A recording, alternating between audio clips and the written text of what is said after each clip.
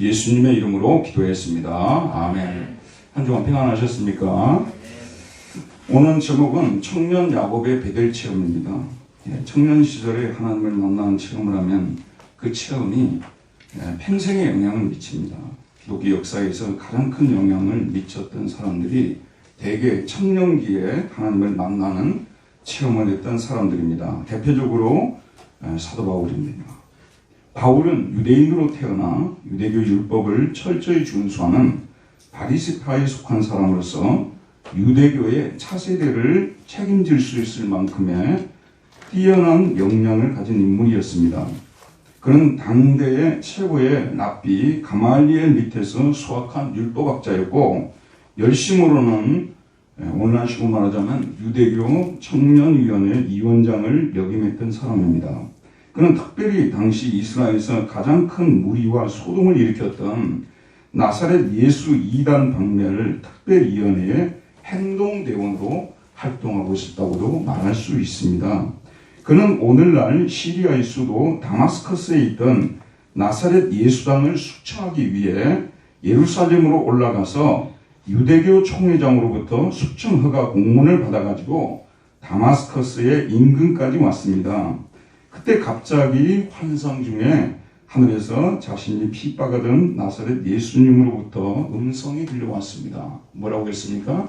사울아 사울아 네가 어찌하여 나를 핍박하느냐? 나는 네가 핍박하는 예수다 라는 음성을 듣습니다.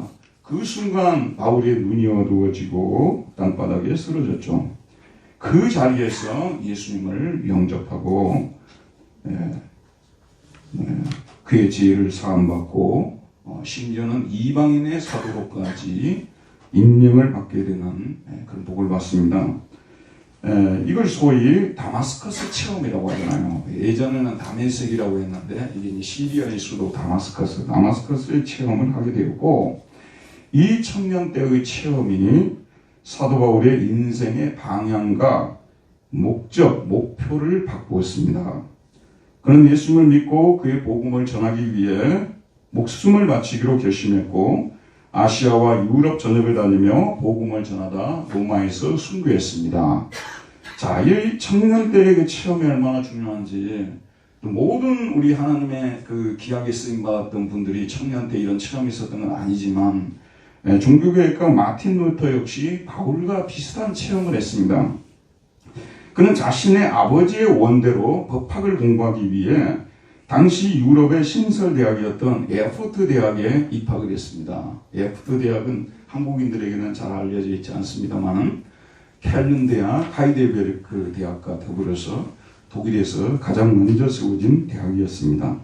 법학과에 진학한 후에 한 학기를 마치고 여름방학이 되었을 때 아버지가 집에 좀 왔다 가라고 합니다. 무슨 이유인지는 모르지만, 그래서 아버지가 있던 막대국이라는 그 집을 방문하고 다시 에어프트의 그 기숙사로 돌아가는 도중에 슈토테른하임이라는 지역을 통과하게 되었는데, 이때 갑자기 하늘이 어두워지고 천둥 번개가 치고 벼락이 떨어졌습니다. 그래서 이 벼락을 피하기 위해서 나무 밑으로 갔는데 자기 몸을 좀 다쳤어요. 또 벼락도 떨어지고 몸도 다치고 하면서 갑자기 두려움이 막 엄습해 오는 것입니다. 그 두려움이 엄습해 오는 가운데서 당시에 그 많은 사람들이 수호신으로 섬겼던 안나신, 성 안나요, 제가 수도사가 되겠습니다 라는 그런 수도사 서약을 합니다. 수도사가 되고자 하는 마음이 늘 마음속에 있었는데 아버지의 뜻을 따르기 위해서 법학과를 갔다는 것이죠. 그런데 이건 하나님이 나를 부르시는 사인인 것 같다 생각하고 그 자리에서 수도사가 되겠다고 서약을 하거든요. 서약을 하고 나서 이 마틴 루터가 당시 에어프트 대학에 바로 옆에 보면 어거스틴 은자 수도원이 있었어요. 어거스틴 은자 수도원에 있었는데 소위 말해서 개혁파 수도원이었습니다. 그 수도원으로 들어가가지고 수도사가 되고 거기에서 신학을 공부하고 아주 젊은 나이에 비텐베르크 대학에 새로 신설된 작센의 비텐베르크 대학의 교수가 되고 성경 교수가 되고 거기에서 종교개혁을 가르치다가 1517년 10월 31일에 여러분 잘 아는 95개조 논방문을 발표를 하고 그걸 기점으로 해서 독일의 또 유럽의 종교를 개혁하고 더 나아가서는 인류 문명에 엄청난 영향을 미친 사람이 되었던 것입니다. 이걸 이제 뭐라고 하냐면 슈토테른하임의 체험이라고, 슈토테른하임의 체험, 바울의 다마스커스 체험, 그것과 연결을 시켜서 연상시켜서 슈토테른하임의 체험이라고 했습니다. 이 루터의 인생에서 이 슈토테른하임의 체험은 아주 중요한 바울의 다마스커스 체험처럼 큰 영향을 미쳐서 평생도록 그런 이 체험을 간증하고 그렇게 다녔던 것을 볼 수가 있습니다. 그런데 여러분, 성경에 보면 이들의 원조가 나오는데 바로 구약의 족장 야곱입니다.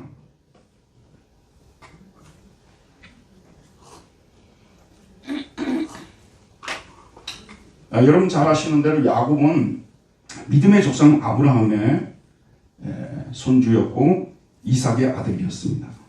그는 온유한 성격의 소유자 아버지와 신앙심 좋은 리브가의 쌍둥이 형제 중 둘째로 태어났습니다.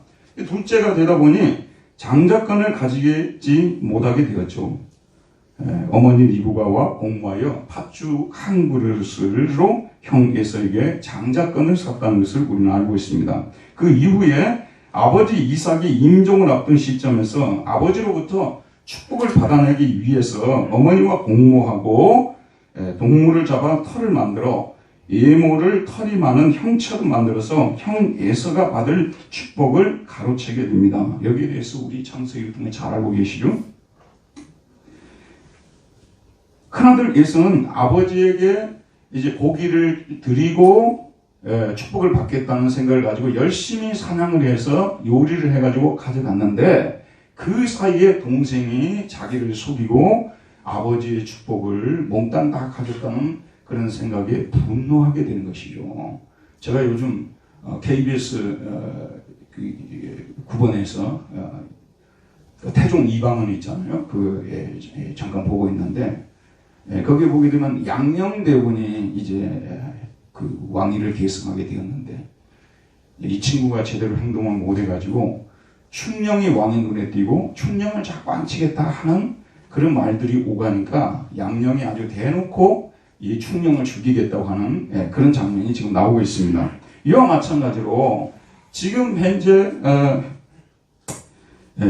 장자권을 빼앗기고 축복권도 빼앗긴 여기에 분노해서 야곱을 죽이겠다고 생각하고 기회를 엿보고 있는 것을 어머니가 알아차리죠. 그래서 어머니가 안 되겠다. 급히 야곱을 바다나람에 있는 삼촌 집으로 보내야 되겠다 해서 빼서 지금 보내는 장면이 오늘 28장 1절부터 나오고 있는 것입니다.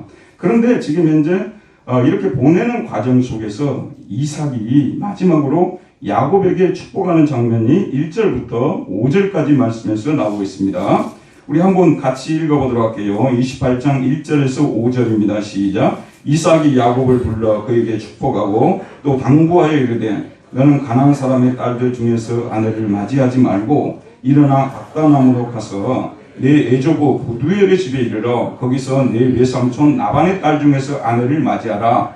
전능하신 하나님이 네게 복을 주시어 네가 생육하고 번성하게 하여 네가 여러 족속을 이루게 하시고 아브라함에게 허락하신 복을 네게 주시되 너와 함께 네 자손에게도 주사 하나님이 아브라함에게 주신 땅 곧 네가 거류하는 땅을 네가 차지하게 하시기를 원하노라. 이에 이삭이 야곱을 보내매 그가 밧단 아람으로 가서 나반에게 이르렀으니 나반은 아람 사람 부두엘의 아들이요 야곱과 에서의 어머니 리브가의 오라비더라. 여기 보면 제일 중요한 부분이 전능하신 하나님이 네게 복을 주시오.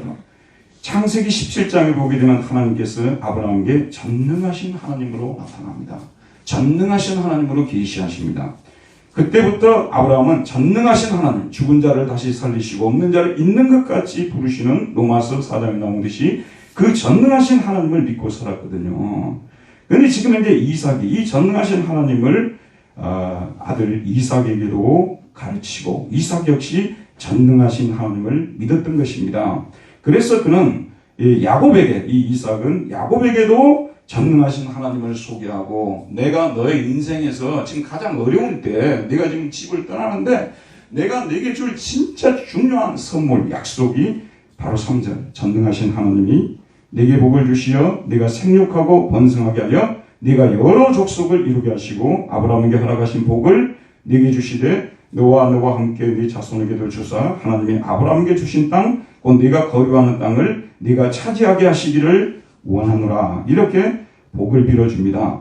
5절에 보면 이에 이삭이 야곱을 보내매 그가 밧단 아람으로 가서 나반에게 이르렀으니 나반은 아람 사람 부두엘의 아들이요 야곱과 에서의 어머니 리브가의 오랍이더라. 여러분 잘 알고 있죠. 근데 이 지금 현재 6절에서부터 그 다음에 22절에 나오는 6절부터 이제 9절까지는 에서에 관한 내용이고요.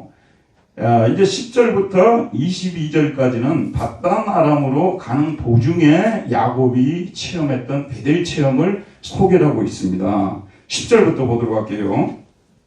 야곱이 브엘세바에서 떠나 하란으로 향하여 가더니 한 곳에 이르러는 해가 진지라. 그곳이 어떤 곳인지 나중에는 얘가 베델이 되는데 한 곳에 이르는 해가 졌습니다. 거기서 유숙하려고 그곳에 한 돌을 가져다가 베개로 삼고 거기 누워 자더니 그때는 여관도 없고 여인숙도 없으니까요. 베개를 채가지고 거기서 잠을 자야 되겠다 하고 베개를 삼고 거기 누워 자고 있었습니다.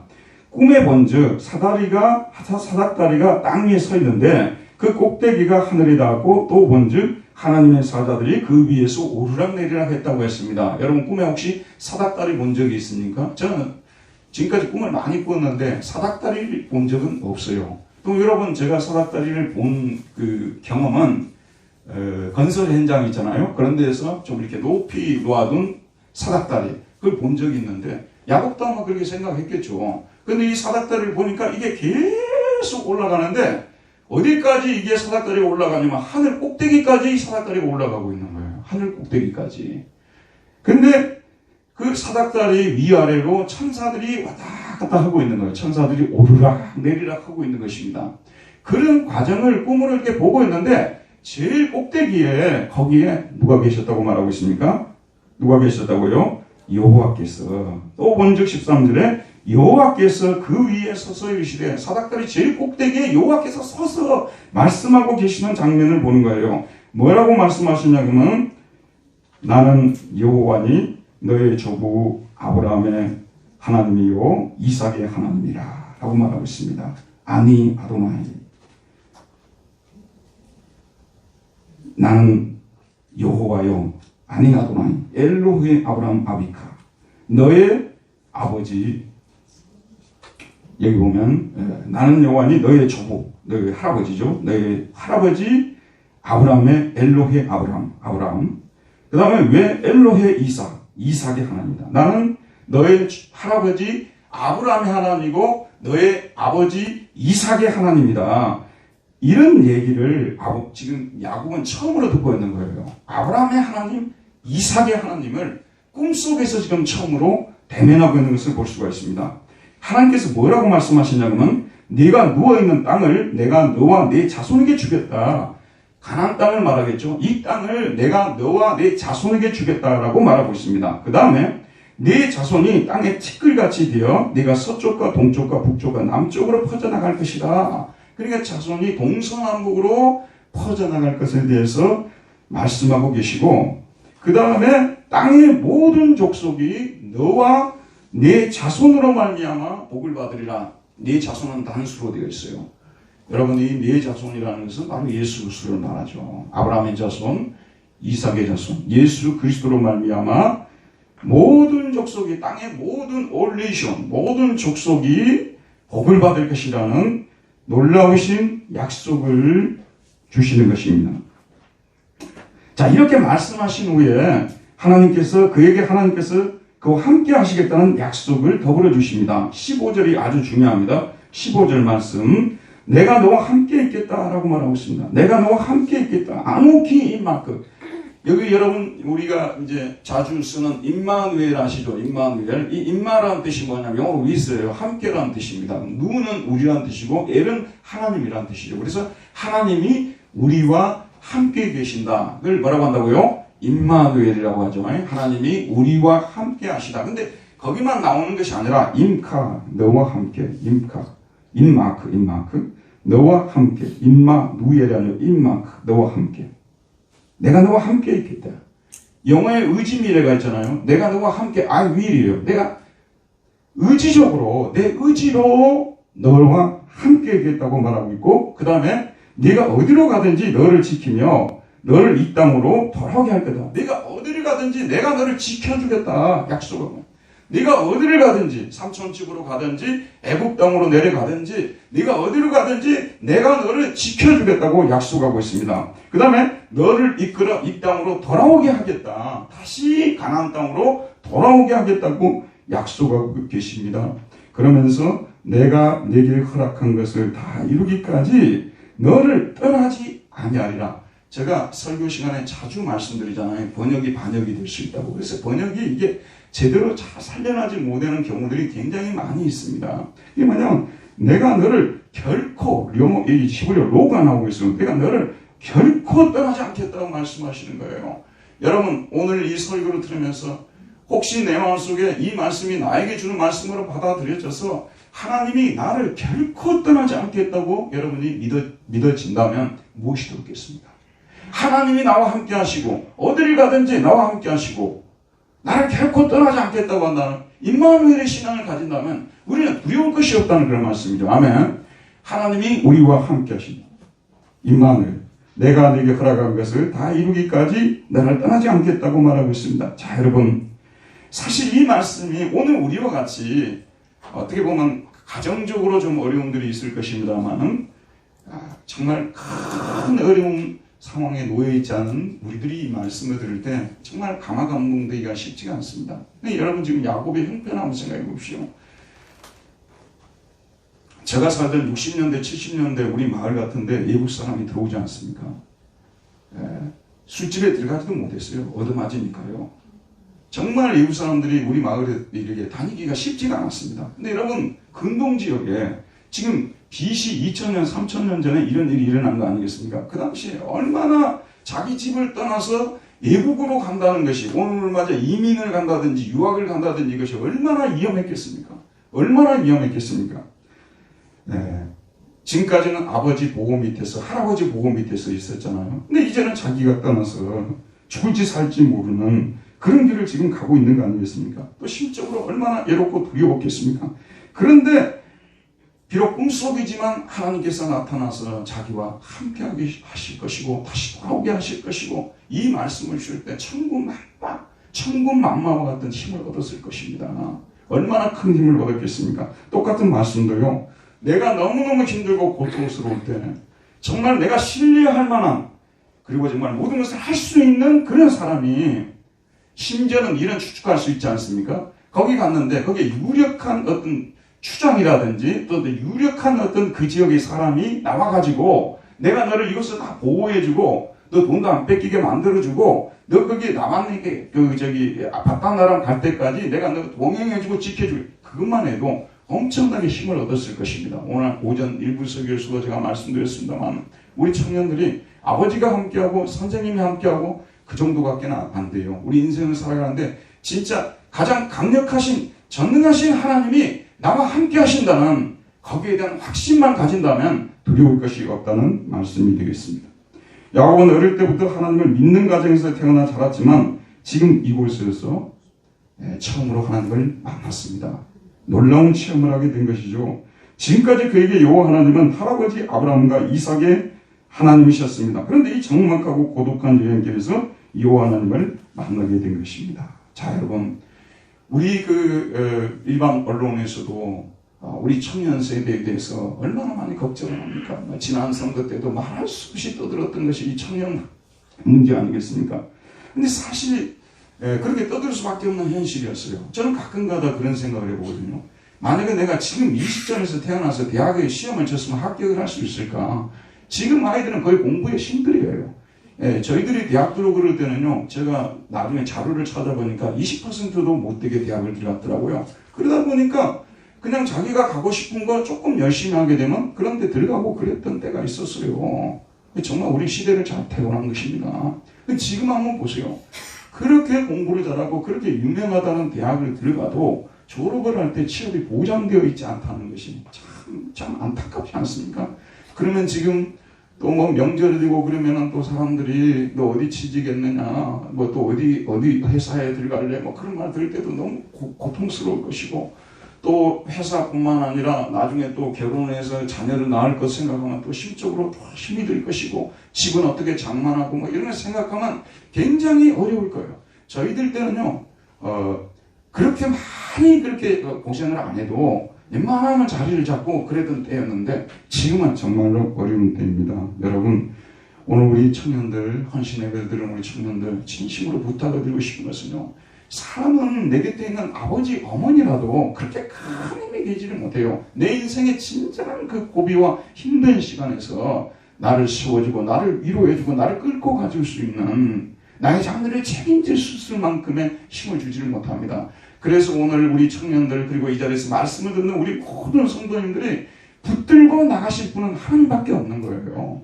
하나님만이 우리의 진정한 힘이 될 수가 있습니다. 하나님이 우리를 지켜주시면 우리가 어떤 상황에서도 일어날 수 있는 것이고, 하나님만 따라가면 된다는 이것이 믿음이에요. 믿음이란 게 딴 게 아니에요, 여러분. 하나님만 따라가야 되겠다. 나는 청년 때 여호와 하나님을 나의 신으로 모시기로 내가 결심을 했고, 내 평생 동안 이제는 이 하나님을 섬기고 이 하나님만 따라가야 되겠다, 따라다녀야 되겠다, 그러면 성공한 것입니다. 이게 신앙이에요. 이게 신앙입니다. 그래서 야곱은 여기서 정말 하나님을 만났습니다. 그러고 나서 자, 우리 한번 봅시다. 지금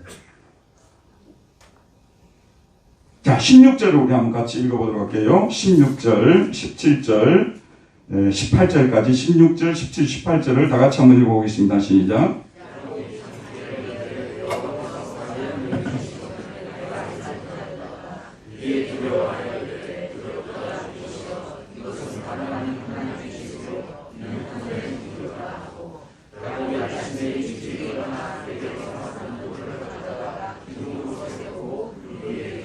네, 거기까지. 여기 보면 야곱이 잠이 깼다고 되어 있어요. 뭐 잤습니까? 당연히 잠이 깼죠.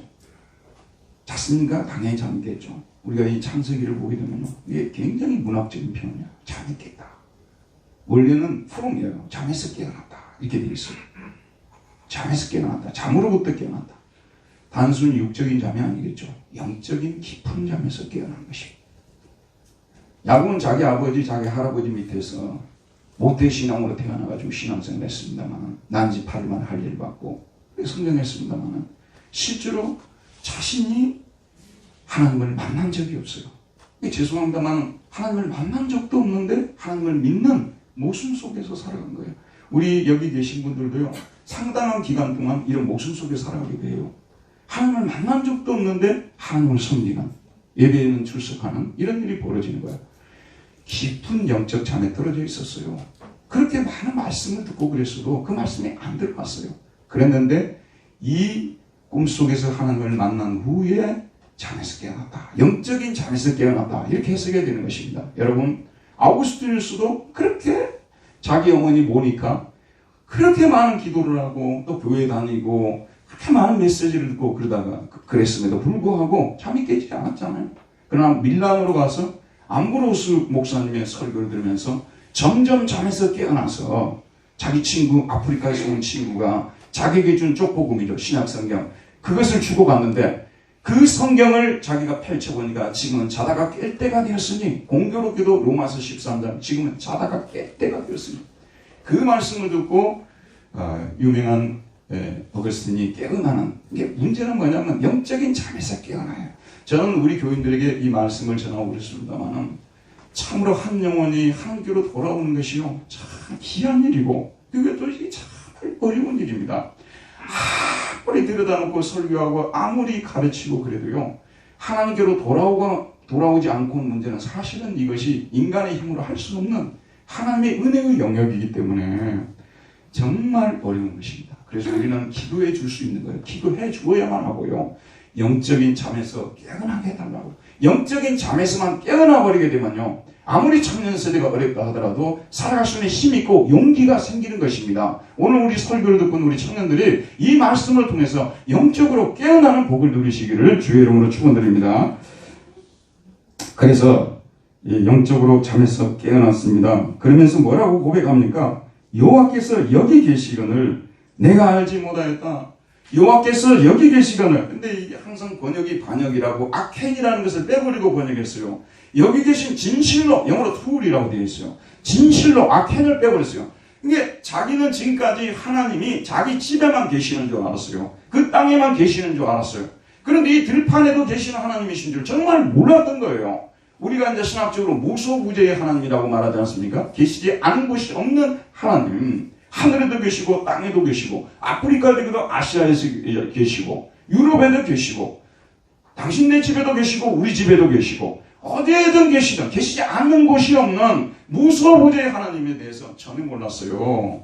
지금 청년 시절이니까 모든 걸 알고 지금 하나님 믿는 게 아니잖아요. 지금 배운 거예요. 여기 계신다.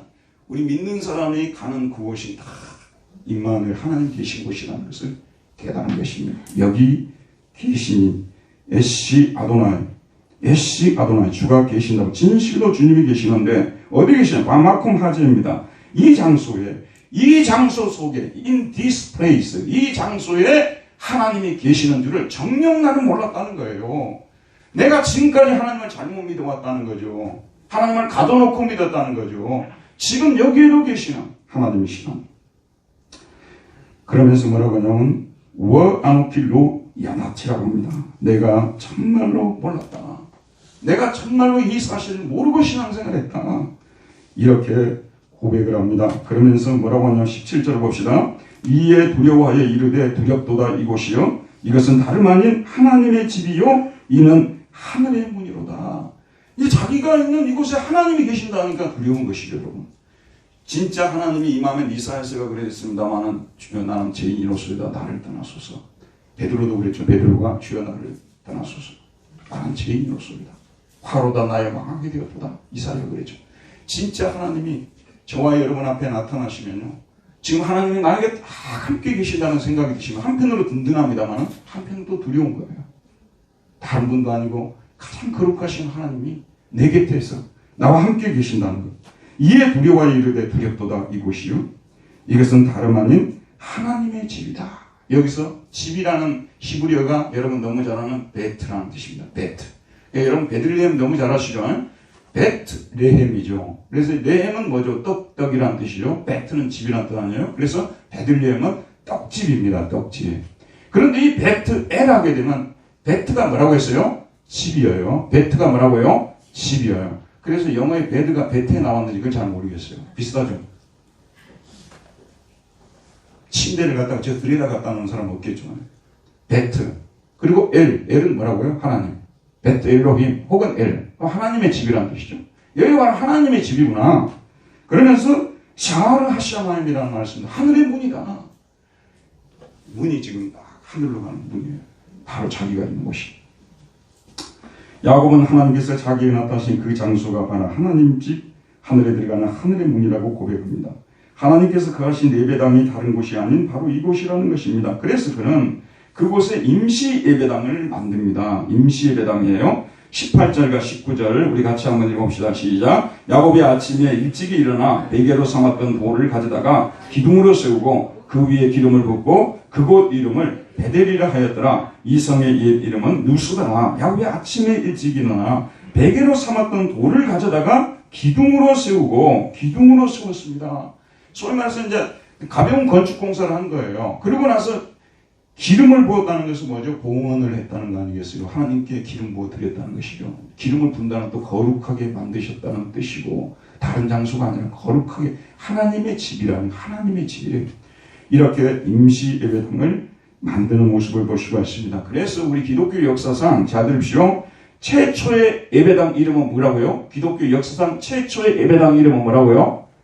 베델 예배당입니다. 베델 예배당. 이게 최초의 예배당 이름. 물론 아브라함도 상수강 밑에서 하나님께 예배를 드렸습니다만 여기 이제 이곳이 최초의 예배당, 베델 예배당이 세워진 것입니다. 하나님의 집이라는 뜻이겠죠. 하나님의 집. 여기는 바로 예배당은 뭐 하는 곳이냐? 하나님이 계신 곳이다. 예배당이 뭐 하는 곳이라고요? 하나님이 계신 곳이다. 또 하나님이 계신 곳이어야만 한다는 거예요. 이 예배당의 주인은 하나님이시고 하나님이 통치하시는 곳이고 하나님께 영광을 돌리고 예배당에 있어서 다른 사람들은 다 중요하지 않아요. 가장 중요한 분이 누구라는 거죠? 하나님이시라는. 하나님이 이 예배당의 주인이시고 복을 주시는 분이시고 죄를 용서해 주시는 분이시고 구원해 주시는 분이시고 하나님이시고.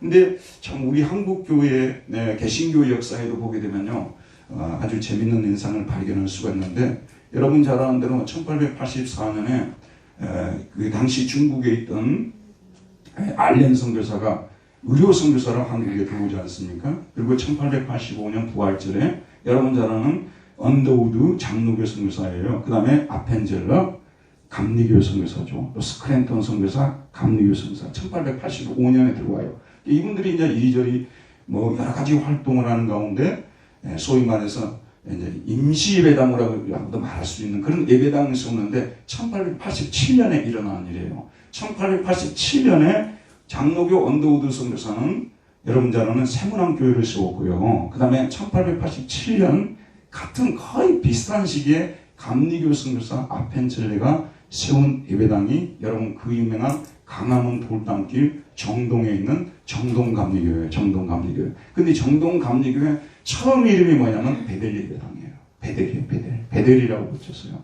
아마 야곱을 생각하면서 이 아펜젤레가 그 예배당을 베델이라고 불렀는지 모르겠습니다. 지금은 정동감리교회로 되어 있는데 얼마 전에 제가 거기 한번 들어가 봤거든요. 들어가 봤는데 그 예전에 그 처음 세웠던 베델 예배당이 지금도 보존되어 있어요. 옆에 다른 또 예배당이 많이 세워졌습니다만 건물들이 베델 예배당을 그대로 이렇게 간직해 놨어요.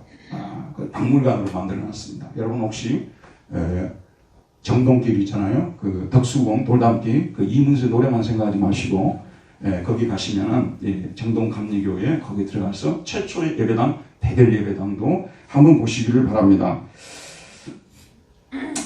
하나님의 집이죠. 야곱은 베델 예배당을 지은 후에 기름을 붓고 봉헌한 후에 하나님 앞에 서원을 합니다. 자, 여기 보면 야곱의 서원이 나오는데 20절과 22절 마지막으로 한번 읽어보도록 하겠습니다. 20절에서부터 22절까지입니다. 시작. 야곱이 서원하여 이르되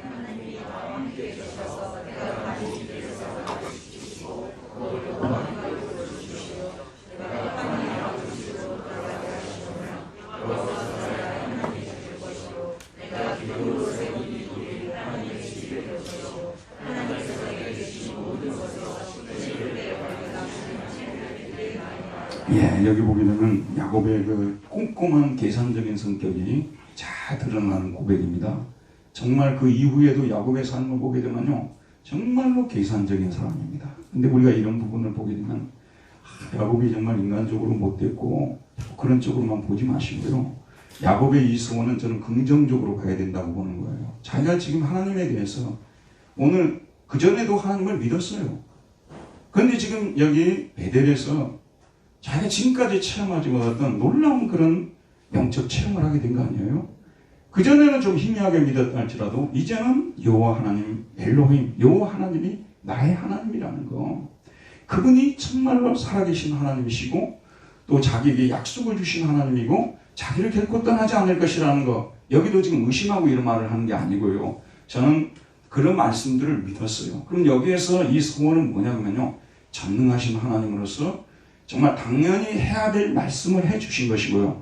또 하심을 통해서, 이렇게 하심을 통해서 내가 믿고 있는 하나님이 정말로 이 세상에 유일무이한 하나님이시고 천지를 창조하신 하나님이시고 전능하신 하나님이라는 것을 나에게 좀 더 강하게 확증시켜 주시옵소서, 이런 소원이라고 보는 거예요. 여기는 이제 이렇게 하면 내가 하나님으로 내가 당신 모시고, 만약에 이렇게 안 해주면 그때부터는 안 믿을 거, 이렇게 받아들이면 말씀을 우리가 너무 피상적으로 받아들인 것입니다.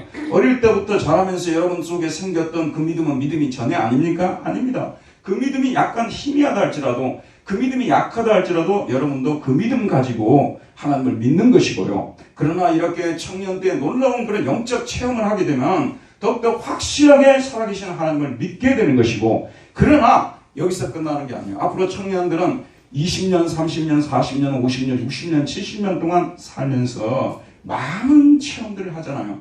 그런 체험들을 통해서 전능하신 하나님을 눈으로 확인하는 과정이 필요한 것이라는 말씀 아니겠어요?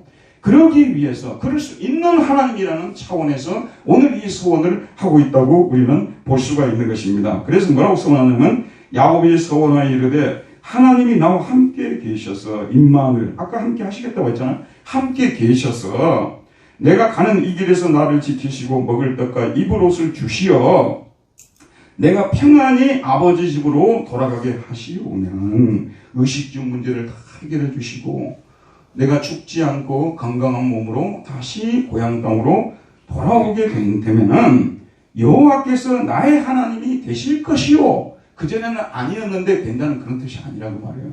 그전에도 나의 하나님이셨지만 역시 애국 땅에서도 하나님이시지만 그런 하나님의 함께 하신 그 표적을 통해서 나는 하나님을 더 하나님으로 제대로 알고 더 진실하게 섬기겠다는 그런 서약입니다. 여러분 우리 청년들도 이와 같은 소원을 할 수 있어요. 저 하나님 믿습니다. 예수님도 믿습니다.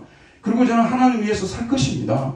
그러나 지금 제가 당하고 있는 여러 가지 고통스러운 문제들에서 함께 하시고 또 그런 문제를 해결해 주시면 제가 하나님을 전보다도 더 사랑하고 더 열심히 섬기겠습니다. 아멘. 우리 청년들 이런 소원들을 할 수 있다는 그런 말씀이에요. 왜냐하면 우리가 체험을 안 하고도 하나님을 섬길 수가 있지만 이런 의식주의 문제라든지 우리 삶 속에 여러 가지 체험들을 함을 통해서 하나님의 전능하심을 더욱더 인정하게 되고 더욱더 하나님을 사랑하고 더 섬길 수 있기 때문에 그렇습니다. 아시겠죠 여러분? 그래서 우리 체험을 통해서 구원받는 게 전혀 아니에요. 믿음으로 우리가 구원받는 것이죠. 하지만 이 체험이 우리 믿음을 강화시켜주고 우리에게 더욱더 하나님을 사랑하고 간절히 믿도록 해주는 계기가 될 수 있다는 거. 그래서 저는 우리 청년들요 오늘 예배를 드리고 있습니다만 청년의 시절에 정말 야곱과 같은 이런 베델 체험 정말 한 번쯤 했으면 좋겠어요. 근데 그게 자기 힘으로 되는 게 아니에요. 일부에서도 제가 말씀드렸습니다만 근데 우리 청년들이 참 뭔가에 되었으면 하는 그런 소원들도 갖고 그렇게 하는데 일찍부터 이 먹고 사는 문제 해결해버리고 싶어가지고 영혼까지 끌어다가 주식 투자하고 사실 그거 보게 되면요 이후에 모든 불안을 없애버리겠다는 그런 뜻이거든요. 일찍부터 그런 욕심을 가져서 투자를 하다가 망한 우리 청년들도 많은데 이런 영적 체험을 소망하는 그런 욕심들은 이 영적인 욕심들은 저는 좀 있어야 된다고 보는 것이거든요.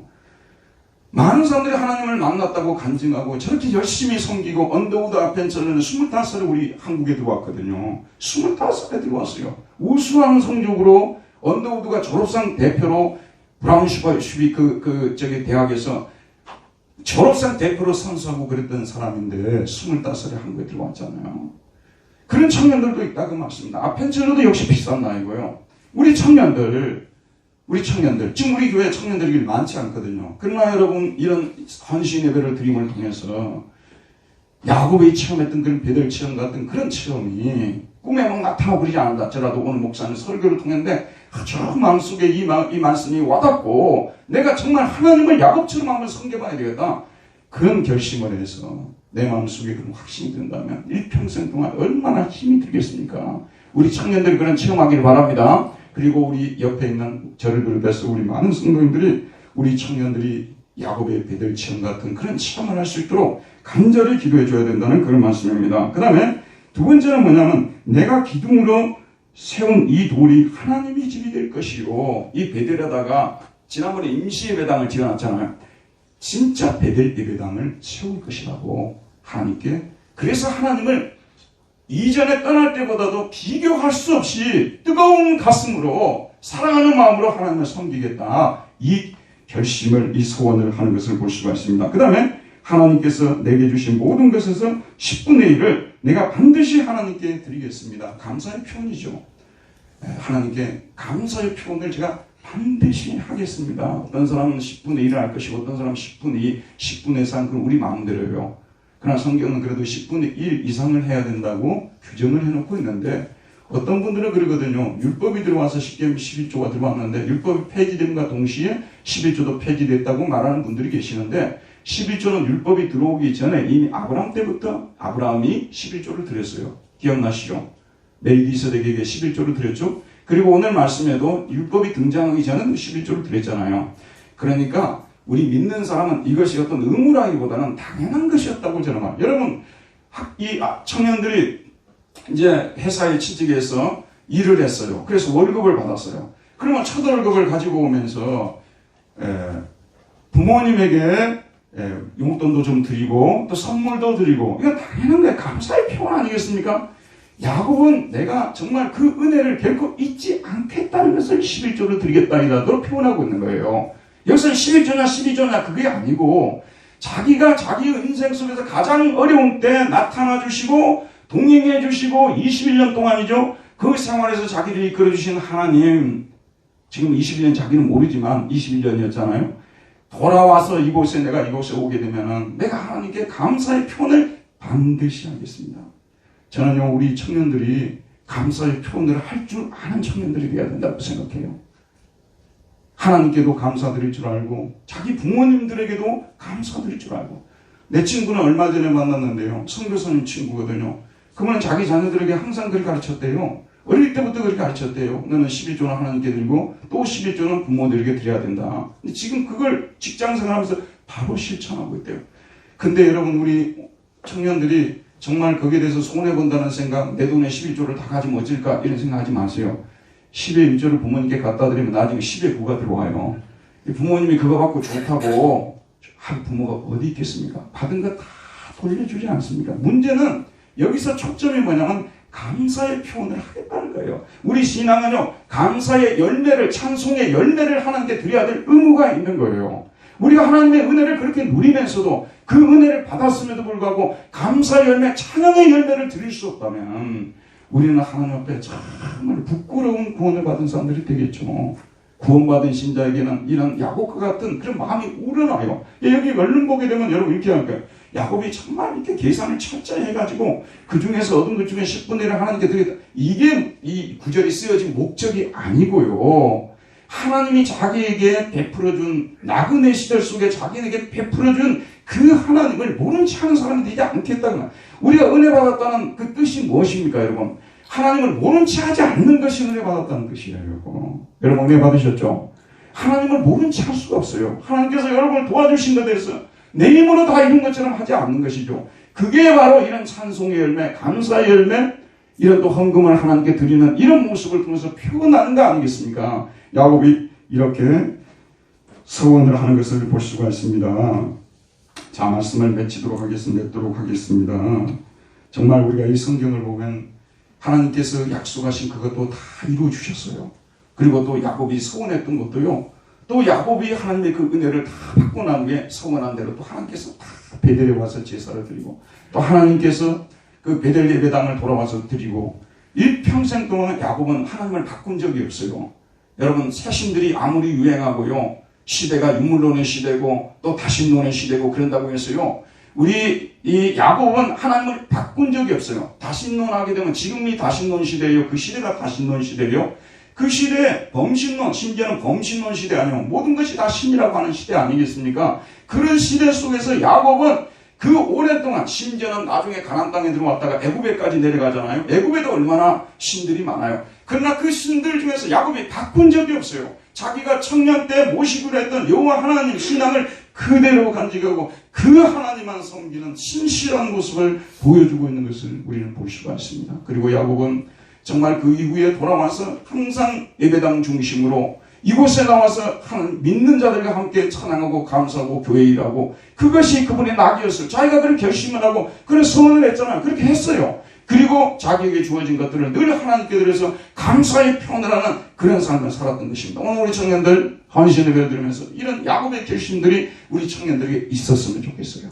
여러분도 나는 일평생 동안 내가 오늘 분당 브레이크에서 들은 이 말씀을 생각하고 하나님을 바꿀 일이 없고 결코 바꾸지 않겠다, 그런 결심을 하시고요. 그리고 내가 어떤 지금 직장, 좋은 직장에 들어가 바쁜 직장에 들어가서도 나는 항상 예배당을 중심으로 하나님께 예배드리는 이것을 소홀히 하지 않고 하나님을 섬기겠다고 결심을 하시고, 그리고 내게 주신 것들에 대해서 나를 지금까지 길러주시고 먹여주시고 입혀주신 하나님께 감사의 표현을 하고, 내 어머니 아버지에게 감사의 표현을 하고, 나를 위해서 기도해준 우리 성도들 형제자매들에게 서 감사를 표현하겠다. 여러분, 여기까지 와야 인간이 완성이 된 거예요. 이게 인간이 완성이에요, 여러분. 우리 크리스찬들이 여기까지 오지 않는다면 완성된 인간들이 아닙니다. 얼마나 많은 사람들이 신을 바꿔버립니까? 또 얼마나 많은 사람들이 예배당 중심으로 신앙생활을 하지 않습니까? 얼마나 많은 사람들이 자기 받은 거 자기 것이라고 말하고요. 심지어는 교회도 안 다니고요. 헌금도 안 해요. 그러면서 본인들은 하나님을 섬긴다고 해요. 이웃을 위해서 자기들 많이 도와준다 그러죠. 죄송합니다만은요. 그 말은 안 쓰는 것이 좋아요. 그런 분들 가서 조사를 해보면요. 이웃에게 그렇게 많이 안 도와줘요. 교회 헌금도 잘하고 그런 분들이 이웃도 더 많이 도와주지. 저는 그렇게 생각을 하고 있어요. 또 예전 경우도 있겠죠. 오늘 우리 청년들 이런 야곱의 배들 체험 같은 분당교회 체험이라고 나중에 여러분들 어디 가서 간증할 수 있는 그런 청년들 되시기를 주의 이름으로 축원드립니다. 은혜로우신 하나님, 오늘도 생명의 말씀을 보내주셔서 우리를 이 말씀으로 도전받게 해주시고 찔림을 당하게 해주시고 말씀으로 세워주시고 말씀으로 힘을 내게 해주신 것을 감사드립니다. 우리 청년들 특별히 붙잡아 주시어서 가장 어려운 때 살아가고 있습니다. 은혜 베풀어 주시어서 야곱의 신앙을 본받아서 승리할 수 있는 우리 모든 청년들 되게 하여 주옵소서. 예수님 이름으로 기도했습니다. 아멘.